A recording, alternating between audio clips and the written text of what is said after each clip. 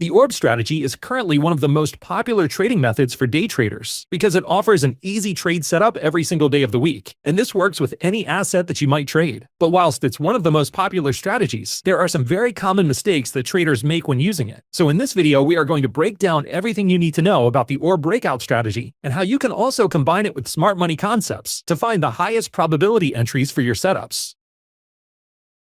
So let's waste no time and start with step number 1, which covers what the ORB trading strategy actually is and how we locate it on a chart.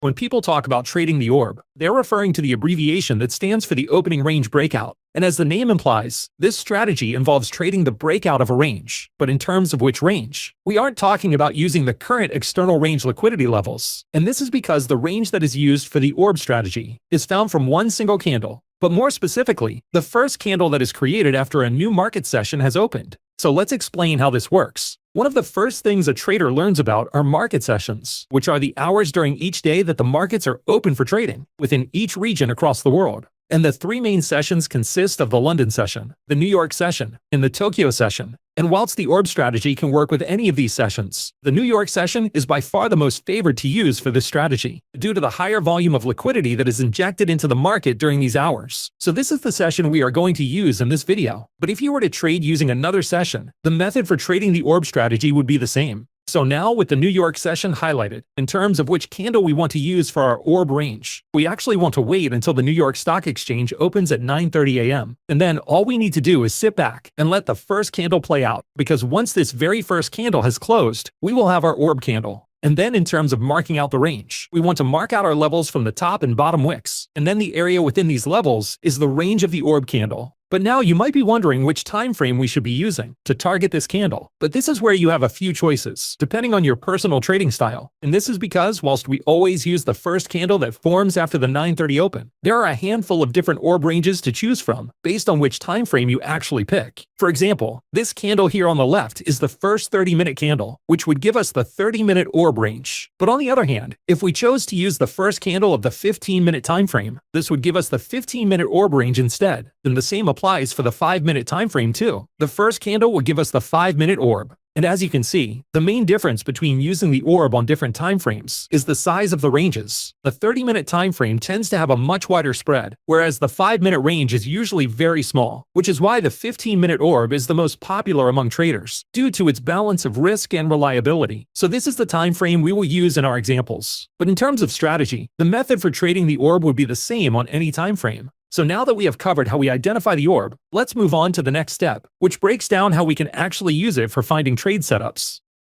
So as we mentioned before, the first part for identifying the ORB range involves waiting for the 9:30 US stock market to open, and then we wait for the close of the first candle. And in this example, we are wanting to use the 15-minute ORB range, which means this candle is the first 15-minute candle that formed after the 9:30 open. And once we have correctly identified this candle, all we do from here is draw out a level from the end of the top wick, which gives us what we call the ORB range high, and then another level from the bottom wick, which gives us our ORB range low. And this is all that we need to do for finding our ORB range. So now we can move down into the 1-minute time frame to get a better look at the market structure. And when we mention using the 1-minute time frame, it should go without saying that trading the ORB range is considered a scalping method, which involves fast-paced trades that aren't lasting for too long of a period. But the benefit is that the ORB can offer great trading opportunities at the same time of the day, every day of the week. So now in terms of how the ORB range works, we treat the ORB range high and the ORB range low as support and resistance levels. And the idea behind this is that by analyzing how the market interacts with these levels, it can offer us signals for determining which direction the market intends to move next. But there are actually a variety of different strategies and setups that can be used from just these two levels. So let's start with the first strategy, which involves trading a breakout of the ORB range. And as the name would imply, this strategy involves waiting for the price action to break through either the ORB range high or the ORB range low. But the important detail here is that we are wanting to see the candle actually close over the level, because if the candle just wicks above it, this isn't considered a breakout. So in the instance that we have a candle that is closed over the level, and we can confirm a breakout has occurred, this is where there are now 3 different options for how you could potentially look for a trade entry. The first option involves taking an entry as soon as this candle has closed, because this suggests that the market is looking to move further in that direction. And whilst this will make sure that you don't miss any breakout trades, the problem is that it's extremely common for false breakouts to occur, which is when the price simply just pulls back into the range. And if you're using a sensible stop loss, this would just close your trade early, which obviously isn't ideal. So this leads us onto the next entry option, which involves waiting for the market to push back down to the orb range for a retest, to see whether the resistance level will now be respected as support. And if it seems as though the market is respecting the level, this offers another opportunity to enter into a long trade. And then as for the third option, you could wait for the retest to play out, followed by waiting to see if the next move manages to push up and break past the previous high that was created during the first breakout move. And the idea behind this is that it would confirm that the breakout of the orb range is legitimate and a further move up can be expected. But then the issue with this is that your trade entry is now much further away from the orb range, which isn't ideal for risk management. So in terms of trading an orb range breakout, these are the three popular methods, and each have their benefits and disadvantages as we mentioned. But for our preference, we like to use the second option, which involves trading the retest of the orb. And the reason behind why is because it allows us to incorporate smart money concepts to find setups that offer a much higher probability. But before we explain how we can do that, it's worth just mentioning that in these examples, we have shown the breakout of the orb range high. But if the market was to instead break through the orb range low, the whole process would be just the same, but it would instead be inverted, which in simple terms means we would be looking for a breakout to the downside instead of the upside. So with that covered, let's now move on to the next step, where we can look at how we can incorporate smart money concepts into our orb trading strategies.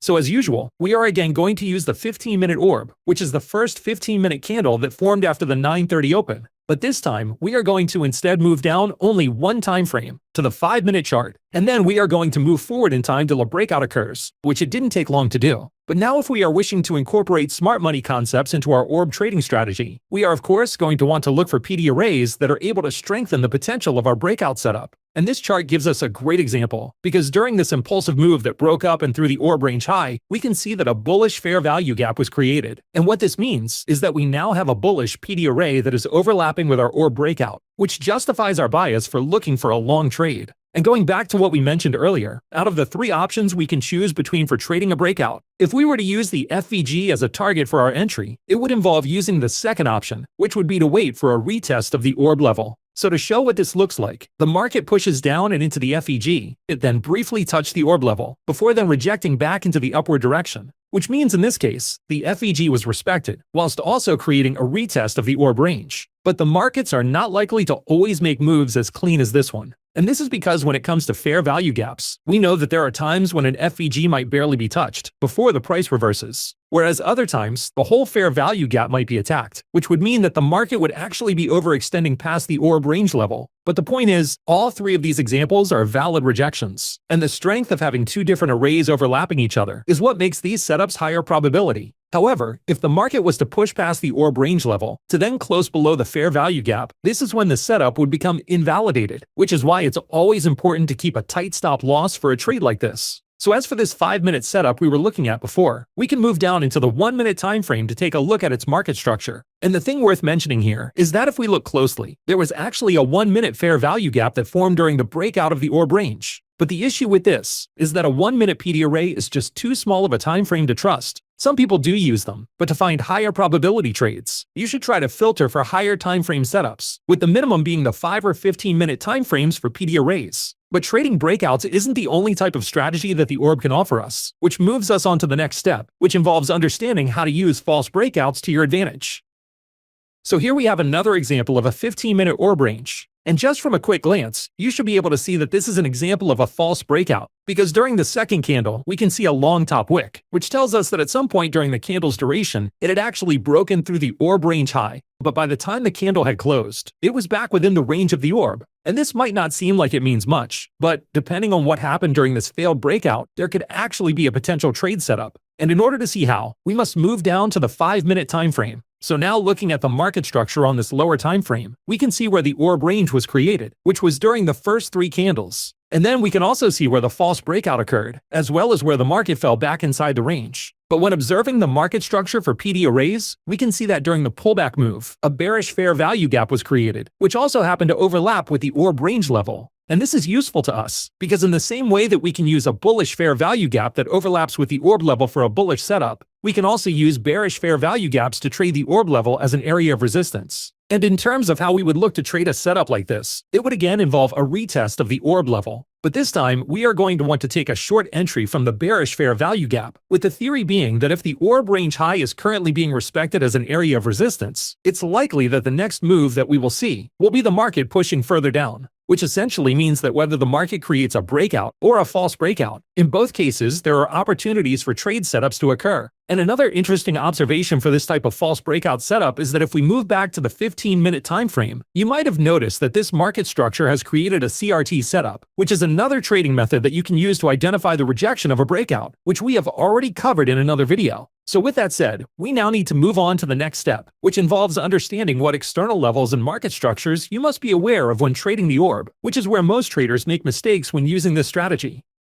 So here we have another example of a 15-minute orb, and when we move forward a few candles, we can see what seems to be a great example of a breakout. But the problem is, when we move up to a higher time frame and zoom out to look at the external market structure, we can see that the market price of this current candle is attacking the previous day's high. And the reason why this is something to be aware of is because, as we know, the highs and lows of previous daily candles are liquidity areas that the market routinely likes to target. And whilst it doesn't necessarily mean that the market will reverse when it hits this level, the point is that it needs to be treated as an area of interest, with caution for the possible outcomes that could occur. Because in this example, when we move forward in time, after the market pushed up to attack the previous daily high, instead of continuing higher, it creates a liquidity sweep, before then making a complete nosedive. And if it were the case that we were currently in a long trade, this is exactly the type of scenario that we would want to avoid. And to show how, if we now go back down to the 15-minute time frame to take a look at how this move played out, we can see that whilst the orb candle was originally respected, the draw on liquidity was the previous day's high, which meant that when that level was hit, it completely invalidated this setup on the lower time frame.